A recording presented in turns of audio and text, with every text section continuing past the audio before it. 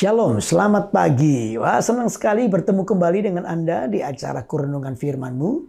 Biar pagi ini firman Allah berbicara buat Anda semua sehingga jalan kita adalah jalan yang dituntun oleh Tuhan. Saya percaya di dalam jalan dalam tuntunan itu kita akan mengalami banyak kemenangan.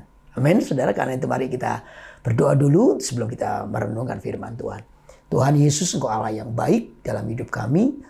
Tuntunlah hidup kami untuk menjadi berkat bagi orang lain, dan hidup kami adalah kehidupan yang mengalami kemenangan. Disitulah hidup kami akan menjadi kesaksian buat banyak orang. Terima kasih untuk waktu ini, biar iman kami bangkit karena mendengar firman-Mu. Di dalam nama Yesus kami sudah berdoa. Haleluya. Amin. Amin. Nah, saudara, kali ini pagi ini kita akan merenungkan Yohanes 3 ayat 16 ya.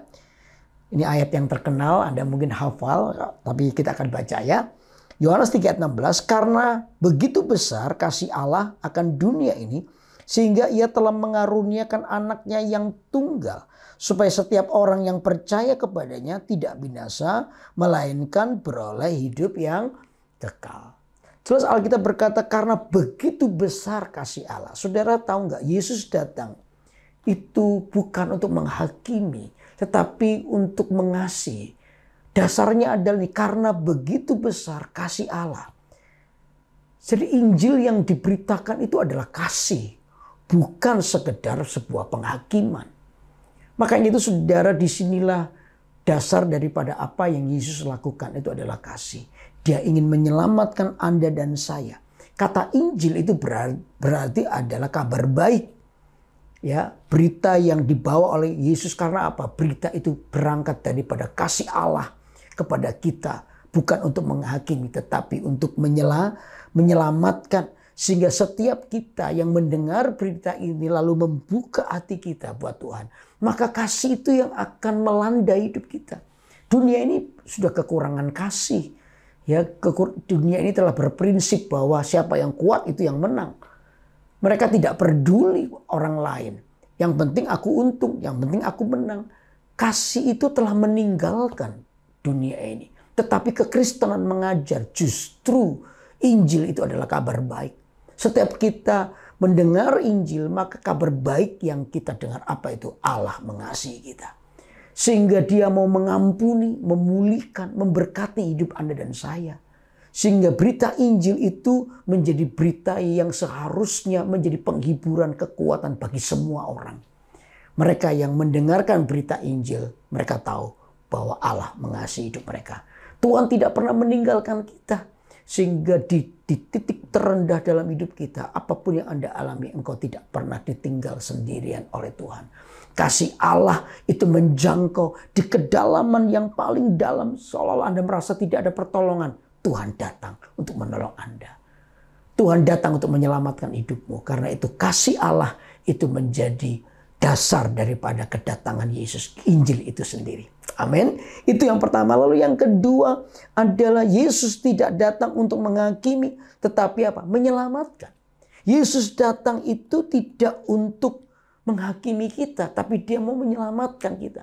Dia itu seperti seorang yang mengetuk pintu hatimu. Ketika engkau membukanya, maka Yesus itu akan masuk bersama denganmu. Maka hidupmu detik itu telah diselamatkan. Iblis itu mencoba untuk menarik Anda dari karya keselamatan. Tapi Yesus datang untuk menyelamatkan hidup Anda dan saya. Dia ingin hidup kita dipulihkan. Dia ingin hidup kita penuh dengan damai sejahtera. Dia ingin hidup kita jauh dari namanya kutuk dosa. Sehingga Dia mau menyelamatkan kita. Alkitab berkata dalam Yohanes 3 ayat 17 dikatakan, sebab Allah mengutus anaknya ke dalam dunia bukan untuk menghakimi dunia, melainkan untuk apa? Menyelamatkan oleh Dia. Saudara, Tuhan ingin menyelamatkanmu. Jalan kita hari ini adalah ke neraka. Jalan kita hari ini adalah ke maut. Tetapi Tuhan ingin menyelamatkanmu. Seperti tadi poin 1 dikatakan, dasarnya adalah kasih. Tuhan mengasihi kita. Amin. Ada banyak orang yang hari ini dikuasai oleh dosa. Hatinya dipenuhi dengan kepahitan. Hatinya dipenuhi dengan kebencian. Hatinya dipenuhi dengan luka. Sehingga itu yang mendrive hidupnya dendam, ingin membalas dendam. Dan itu membuat damai itu hilang. Tapi Yesus ingin menyembuhkanmu. Yesus ingin memulihkanmu. Dia datang untuk menyelamatkan hidup Anda. Amin. Lalu yang ketiga apa? Ya, Injil itu mengundang pertobatan dengan kasih. Kalau kita mau datang memberikan hidup kita kepada Tuhan, kita mengakui dosa, lalu kita merendahkan hati kita. Saudara, tidak ada yang terlambat. Siapapun Anda, sebesar apapun dosamu, mungkin Anda jijik sendiri melihat dosamu, Tuhan mau menerimamu. Dia ingin mengampuni. Dia ingin memulihkan keadaanmu. Ada banyak orang yang kehidupannya jadi sia-sia karena dosa, karena luka, karena hati yang penuh dengan kepahitan. Tapi ketika dia menemukan Tuhan, orang ini mengalami pemulihan, hatinya dipulihkan, hatinya disembuhkan. Sehingga harapan awalnya putus, sudah gak punya harapan. Tapi orang ini memiliki pengharapan baru. Sebab di dalam Tuhan ada pengharapan baru. Di dalam Tuhan ada pemulihan. Siapapun kita. Karena itu jangan ditipu oleh setan. Karena Anda merasa aku ini kotor. Tuhan pasti gak mau terima aku. Siapa bilang? Itu perasaan kita sendiri. Tuhan itu seperti bapa yang menunggu anak bungsunya pulang. Anak bungsu pulang itu, anak bungsu itu bau babi karena dia bekerja di peternakan babi. Bapaknya nggak peduli.